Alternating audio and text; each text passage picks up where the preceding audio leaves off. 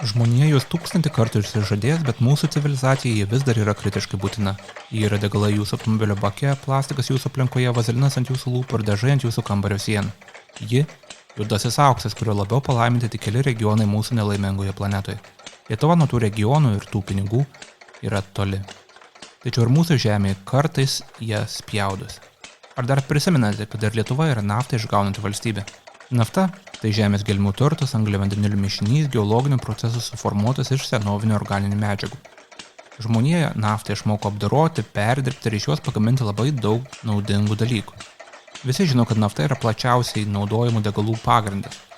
Bet ir mūsų kasdien naudojami plastikai techniškai yra naftos produktai. Daugybė mums įprastų kasdienių daiktų, įskaitant poliesterinius marškinėlius, nailoninės pėdkelnes, vinilinės plokšteles, plastikinius langus, kosmetiką, net neperšnomų liemenių kevlarą vienaip ar kitaip yra gaminama iš naftos. Elektromobiliuose yra labai daug naftos produktų. Įrenginys, kuriuo klausotės šią tinklalaidę, savyje nebejotinai turi naftos produktų. Nafta mums tiesiog yra labai svarbi. Todėl šiek tiek jos siurbėme ir iš Lietuvos gelmių.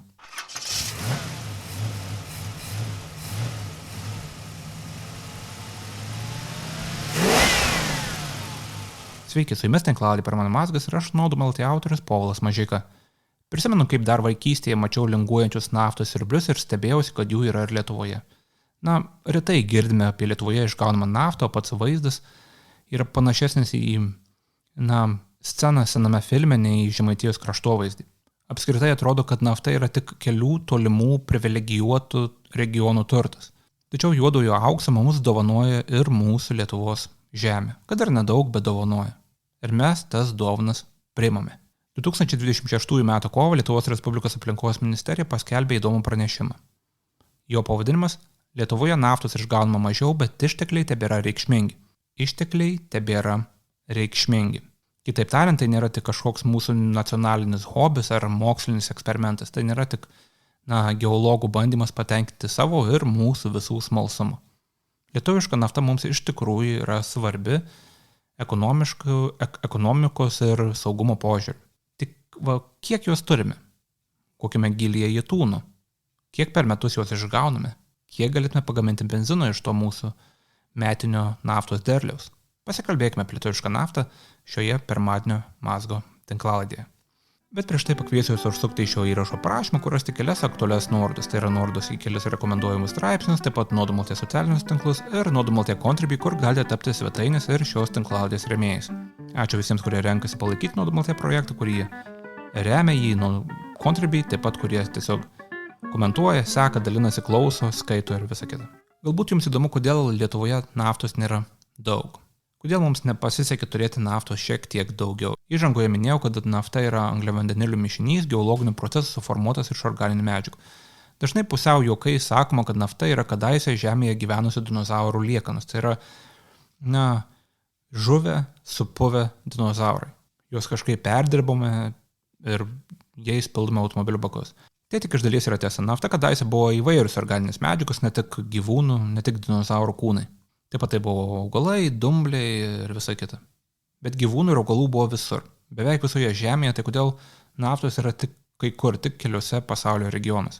Iš tikrųjų, žmonijos išgaunama nafta daugiausiai susidarė iš jūrinių mikroorganizmų, tai yra dumblių, planktonų ir panašiai.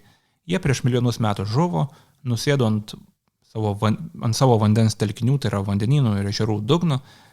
Ten tie mikroorganizmai buvo palaidoti po purvu, po uolienomis ir toliau buvo veikiami geologinių procesų, kurie juos galiausiai per milijonus metų pavertė nafta. Taigi naftos daugiausia randama vietose, kuriuose kadaise buvo vandenynų ir ežerų. Ne visas pasaulio vietos turi tų senovinių jūrų dugno lopų, todėl ne visur gelmės yra turtingos nafta. Be to vienas senovinio vandens telkinio dugno savo šalies gelmėse nepakanka, kad turėtum naftos. Naftai susidaryti reikia tam tikrų geologinių sąlygų. Labai svarbus uolienų tipas, temperatūra, slėgis ir visa kita. Nors organinių medžiagų, tų augalų, dinozaurų, planktonų, ko tik norit, buvo daugmaž visur, tik keliose pasaulio vietose tos sąlygos naftai susidaryti buvo idealios. Reikia galimybių toms organinėms medžiagoms kauptis, uolienoms tas organinės medžiagas slėpti, slėgti ir šildyti.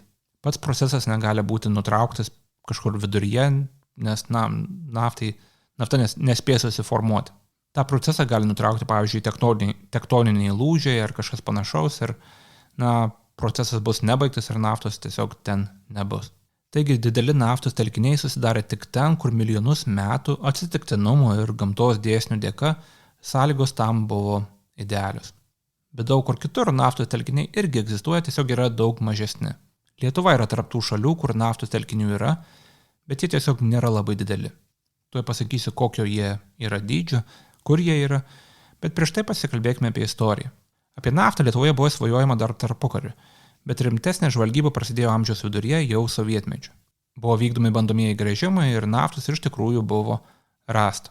Tos geros sąlygos naftai susidaryti, naftos telkiniams susidaryti, kaip galite atspėti, buvo vakarų Lietuvoje arčiau Baltijos jūros. Tiesa, pirmiausia, šiek tiek naftos pėdsakų buvo rasta prie Kybartų, o jau 68 metais netoli Gargždų gręžinys tiesiog ištryško naftos fontanu. Ir taip, šis filmuose matytas motyvas yra geologinė realybė. Lietuvos geologijos tarnybos specialistai paaiškino, kad naftos telkinių eksploatacijos pradžioje, tai yra vos atlikus gręžimą, dėl didelio slėgio yra galimas naftos fontanavimas. Tai yra nafta iš žemės, iš gręžinio, išspjaunama kaip koks vanduo iš geiserio. Tačiau sovietinės okupacijos metais dideli žingsniai šia linkme nebuvo žengti, nes, nebuvo poreikių. Sovietai naftos turėjo kitur ir turėjo didesnius telkinius, kuriuos eksploatuoti yra ekonomiškiau ir tiesiog protingiau. 90 metais Lietuvai paskelbus nepriklausomybę, lietuviškos naftos perspektyvos staiga ir kardinaliai pasikeitė. Didelį įtaką tam turėjo 90-ųjų ekonominė blokada, kurios metu sovietai sustabdė energijos išteklių, įskaitant žinoma naftą, tiekimą bandydami jėga priversti Lietuvą atsisakyti nepriklausomybės siekių. Tai paskatino Lietuvą ieškoti būdų sumažinti priklausomybę nuo importuojamos naftos, kad užsienio jėgos, pirmiausia žinoma sovietai ir rusai, neturėtų tokių spaudimo priemonių, neturėtų tokių svertų. Kad Lietuva turėtų bent šiek tiek naftos, kurią galėtų apsirūpinti nepriklausomai nuo užsienio šalių. Taigi Lietuva pradėjo ieškoti naftos telkinių savo teritorijoje ir juos po truputį eksploatuoti. Ir taip nafta Lietuvoje išgaunama iki šiol. Čia trumpam padarykime pauzę istorijoje ir pasikalbėkime apie geologiją. Kur yra lietuviška nafta? Geografiniu požiūriu, daugiausia vakarų Lietuvoje, Žemaitijoje pajūryje. Geologiniu požiūriu nafta yra maždaug 2 km gylyje. Tai mažai kam ką sakys, bet nafta yra vidurinio Kambro, Deimenos ir Panerių horizontuose. Tiesiog atsiminkite, kad jie yra apie 1,85-2 km po žeme, daugiausia vakarų Lietuvoje. Įdomu ir tai, kad žinome telkinių apimtis, tai yra žinome jų išmatavimus. Jų ilgis yra nuo 4,8 iki 6 km, plotis nuo 2 iki 3,5 km, o aukštis, tai yra ta amplitudė, apie 50 metrų. Aišku, telkiniai yra netaisyklingos formos, nes yra antiklinuose, žemės raukšlėse. Tai tas 50 metrų nurodo tos raukšlės, aukštį nuo pagrindo iki tos raukšlės viršūnės. Slėgis ten būna toks, kad pradėjus eksploatuoti naftą, jie ištrykšta fontanu, tačiau vėliau netrukus tas fontanas netenka energijos ir naftą tenka siurbti. Ir taip, būtent 90 metais Lietuva tą naftą ir pradėjo siurbti. Iš naujo jauna Lietuva ėmė eksploatuoti savo naftą, kad patenkintų bent jau mažytę dalį savo to degalų poreikių. Iš pradžių kasmet naftos Lietuvoje buvo išgaunama nedaug, bet kasmet vis daugiau. Įrenginėti nauji gręžiniai, didintos siurbimo apimtis, vykdyti žvalgomieji gręžimai ir panašiai. Pažiūrėkime, kiek naftos buvo išgaunama Lietuvoje kiekvienais metais. Ne kiekvienais metais, bet pažiūrėkime skirtingų metų. 90 metais Lietuvoje buvo išgauta tik 11 000 kubinių metrų naftos. Po 5 metų, 95-aisiais, jau 114 000 kubinių metrų.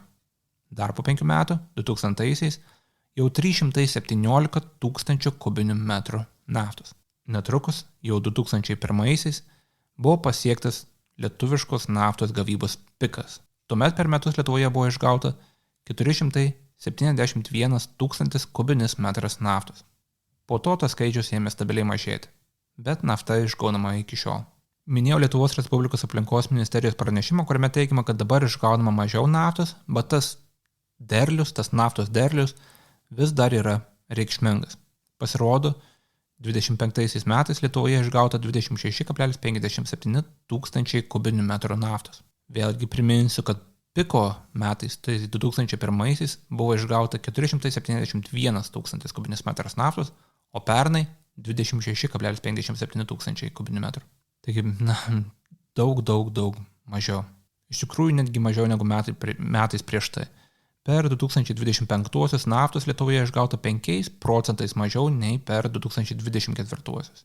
Tuo tarpu 2024 buvo išgauta 7% mažiau naftos nei 2023. Taigi tos naftos gamybos apimtis stabiliai mažėja bent po kelis procentus ir, kada nors ateis laikas, kai Lietuvoje nafta nebus išgaunama visiškai.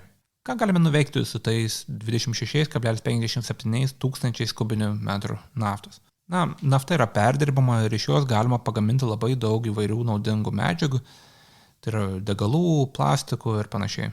Bet jei skaičiuotume vien degalus, tai iš tokio naftos kiekio pavyktų pagaminti 6-7 milijonus litrų benzino, 10-11 milijonų litrų dyzelino, apie 3,3 milijonus litrų žibalo ir šiek tiek kitų medžiagų, įskaitant mazutą, bitumą ir panašiai. Noriu pabrėžti, kad tai nėra arba, o ir. Tai yra galima pagaminti 7 milijonus litrų benzino ir 11 milijonų litrų dyzelino.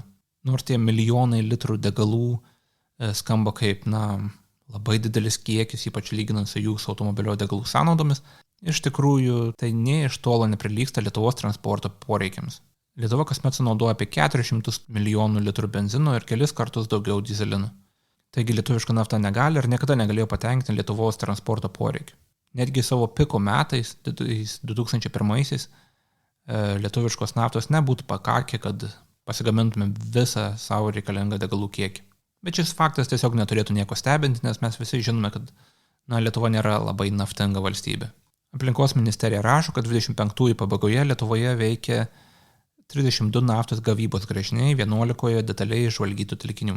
Kaip galite suprasti, viename telkinyje įprastai yra keli gręžiniai, telkinys yra didelis ir jį vienu metu galima eksploatuoti keliose vietose. Lietuvoje taip pat veikia kelios dešimtis stebimųjų ir injekcinių gręžinių. Naftos gavybą Lietuvoje pernai vykdė 4 bendrovės. Su metais eksploatuojama vis mažiau gręžinių, vis mažiau telkinių, mažėja tuo užsiimti norinčių bendrovių. Iš tikrųjų jau kelis metus kalbama, kad naftos gavybos laikai Lietuvoje labai greitai artėja prie pabaigos ir tikriausiai vos po kelių metų nafta Lietuvoje nebebus išgaunama. Tačiau tai nereiškia, kad nafta tiesiog visiškai baigėsi. Naftos mūsų šalies gelmėse dar tikrai yra. 25 metų pabaigoje išgaunamųjų naftos išteklių likutis siekia 2,11 milijonų kubinių metrų. Šis skaičius nurodo išžvalgytose telkiniuose dar esančią naftą. Taigi pasikartos, kad per praeitus metus išgauta 26,57 tūkstančiai kubinių metrų naftos, o dabar žinomas likutis yra virš 2 milijonų kubinių metrų. Jeigu kažkaip stebuklingai sugebėtume palaikyti tą patį naftos gavybos tempą, naftą galėtume išgauti dar 8 metus. Tačiau palaikyti tą tempą būtų praktiškai neįmanoma. Kuo telkinys yra tuštesnis, tuo naftą iš jo išgauti brangiau ir su laiku tai tampa daryti neekonomiška. Ypač kai pasaulinės naftos kainos yra gana žemas. Kaip minėjau, atvėrus naują telkinį, juodasis auksas dėl didelio slėgio pats noriai ir pigiai iš jo veržiasi laukan. Kartais net fontanuoja. Bet netrukus tos žemės gelmių slėgio pagalbos nebelieka ir tenka imtis pumpavimo, kuris, aišku, naudoja energiją ir nėra toks pigus. Taip pat naudojami ir injekciniai gręžiniai, per kuriuos į žemę grąžinamas ištrauktas vanduo, kuris yra aukštos mineralizacijos ir jis siunčiamas atgal į gręžinį ir tai irgi padeda išgauti naftą, bet telkiniams senkant procesas tampa sudėtingesnis ir brangesnis. Iš tikrųjų tikėtina, kad per ateinančius kelius metus naftos gavyba Lietuvoje tiesiog sustos. Tai nereiškia, kad naftos Lietuvoje nebeliks, tiesiog gavyba sustos. Kol kas jos ekonomiškumą dar palaiko gana aukštos pasaulinės naftos kainos, bet tai yra laiko klausimas ir to laiko nebėra daug. Tas mano minėtas likutis nurodo tik žinomose išžvalgytos telkiniuose esančios naftos kiekį, bet Lietuvoje dar tikrai yra neeksploatuojamų, neišžvalgytų telkinių, tiesiog investuoti į paieškas ir gavybą praktiškai neapsimoka. Be to, kai kurie iš tų telkinių yra ypatingose gamtinėse vietose ir jų tiesiog geriau neliesti, bent jau kol kas.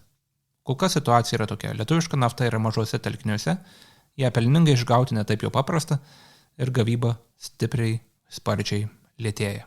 Kiek Lietuva yra išgavusi naftos apskritai per visą istoriją, tai nuo 90 iki 2025 metų pabaigos Lietuvoje išgauta daugiau nei 5,6 milijonai kubinių metrų naftos. Ta nafta buvo perdirbta ir sėkmingai sunaudota. Galima spėti, kad daugiausia kaip degalai. Nors visų Lietuvos poreikių lietuviška nafta tikrai netenkina, niekada netenkino, Tai vis tiek yra reikšmingas resursas, kuris, keičiantis amžiams, iš tikrųjų Lietuvai labai padėjo.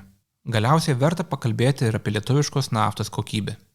Turint omenyje, kad esame toli nuo naftingiausių ir nafta garsėjančių pasaulio regionų, būtų galima įsivaizduoti, kad lietuviška nafta yra kažkuo prastesnė.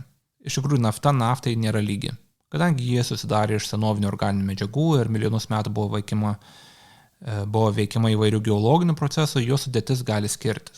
Nafta naftai nėra lygi. Nafta iš vieno pasaulio regiono, iš vieno telkinio gali skirtis nuo naftos iš kito regiono ir iš kito telkinio, net jeigu tie telkiniai santykinai yra netoli vienas nuo kito. Iš tikrųjų įmanoma pagal naftos sudėtį nustatyti jos kilmę. Ir ta sudėtis kartais nusako kokybę. Naftoje gali būti nepageidaujamų priemaišų, kurios perdirbimo proceso metu turi būti šalinamos. Naftos kokybė yra labai svarbus rodiklis, ypač kai kalbame apie tokias mažas gavybos apimtis, kokias turime Lietuvoje. Ir štai jums įdomus faktas. Lietuviška nafta iš tikrųjų yra pakankamai aukštos kokybės. Ji yra lengva, jos kubinis metras sveria nuo 810 iki 830 kg. Joje yra nedaug sieros, tai yra nuo 0,05 iki 0,16 procentų, ji turi 72,5-74,5 procentus alkanų, nuo 15 iki 20,5 procentų naftenų, nuo 7 iki 11,5 procentų aromatinių angliavandenilių. Spėju, kad šie skaičiai absoliučiai daugumai skaitytojų, absoliučiai daugumai klausytojų nieko nesako, man jau nelabai kažką sako, tačiau tiesiog priimkite tai kaip išmatavimus, rodančius, kad lietuviška nafta yra aukštos kokybės. Aš tos išmatavimus sudėsiu ir įrašo aprašymą, kad, skaičius būtų lengviau suprasti, nes aš įsivaizduoju, kad juos lengviau pamatyti, nei išgirsti. Tiesiog lietuviška nafta yra geros kokybės, bet jos turime nedaug. Tiesa, turime šiek tiek daugiau, nei galbūt manome. Turime neeksploatuojamų telkinių Baltijos jūroje. Visa Lietuvoje šiuo metu išgaunama nafta yra išgaunama sausumoje, yra išgaunama pievose. Yra Lietuvos jūrinėje kaiminystėje eksploatuojamų telkinių, įskaitant Kaliningrado vandenyse. Manoma, kad ten rusai gali siurbti naftą iš telkinio, kuris iš dalies yra ir po Lietuvos teritoriją. Pati Lietuva kol kas nenori eksploatuoti jūrinių telkinių dėl gamtosauginių priežasčių ir suprantamo noro išsaugoti tą mūsų trapų kraštovaizdį, trapų jūrinį kraštovaizdį, ypač prie Kuršių nerijos. Lietuva tiesiog nėra ypatingai naftingas kraštas, todėl niekas nenori prisidirbti gamtinių požiūrių dėl tų kelių naftos lašų. Ir taigi prognozuojama, kad netolimoje ateityje naftos gavyba Lietuvoje gali visiškai sustoti. Ir tai nėra kažkokia apokaliptinė prognozė, tai yra dalykas, kuris yra žinomas. Naftos Lietuvoje yra nedaug, tie telkiniai tuštėja, naftos gavyba brangsta dėl tų telkinių tuštėjimo ir anksčiau ar vėliau tai daryti taps neekonomiška. Jei pasaulinės naftos kainos kris, tai paskatins Lietuvą nutraukti naftos gavybą anksčiau. Tai lemti gali ir, pavyzdžiui, pasikeiti aplinkosaugos standartai ir daugybė kitų faktorių, bet pats faktas yra tas, kad lietuviškos naftos žinomose telkiniuose nebėra daug ir todėl gavyba stipriai lėtėja. Bet apskritai įdomu, kad Lietuva buvo naftą išgaunanti valstybė, Lietuva yra naftą išgaunanti valstybė ir bent jau mažytę dalį savo poreikių gali patenkinti savo gelmių resursais. Tai yra pakankamai įdomi Lietuvos geologijos dalis, taip pat Lietuvos istorijos dalis ir aš tikiuosi, kad jums papasakau kažką įdomaus. Bet šį kartą apie naftos gavybą Lietuvoje turbūt tiek. Priminsiu, kad nafta išgaunama vakarų Lietuvoje per visą nepriklausomybės laikotarpį. Ji yra gana aukštos kokybės ir tas derlius stabiliai mažėja nuo 2001 metų, kai buvo pasiektas naftos gavybos pikas. Beje, naftos gręžinių yra visai netoli krašto, iš kurio aš esu kilęs, kur dažnai lankausi. Taigi, jeigu norite, galiu atskiriame video parodyti, kaip atrodo tie gręžiniai, paaiškinti, kaip atrodo gręžinio pjūvis ir kaip veikia tie aukštyn žemyn judantys naftos siurbliai. Gręžinys gręžinių nėra lygus, ne visi tie gręžiniai yra statmenų skylės tiesiai žemyn, kai kurie yra lenkti. Jie veikia pakankamai įdomu ir jeigu norite, aš galiu apie tai papasakoti, parašykite apie tai komentarus. Ir žinoma, užsukite į šio įrašo aprašymą, kuriuose daug aktualių nuorodų, įskaitant ir nuorodą į Node Multi-Contribui, kur galite tapti svetainės ir šios tinklalaidės rėmėjais. O šį kartą ačiū, kad klausėte ir iki.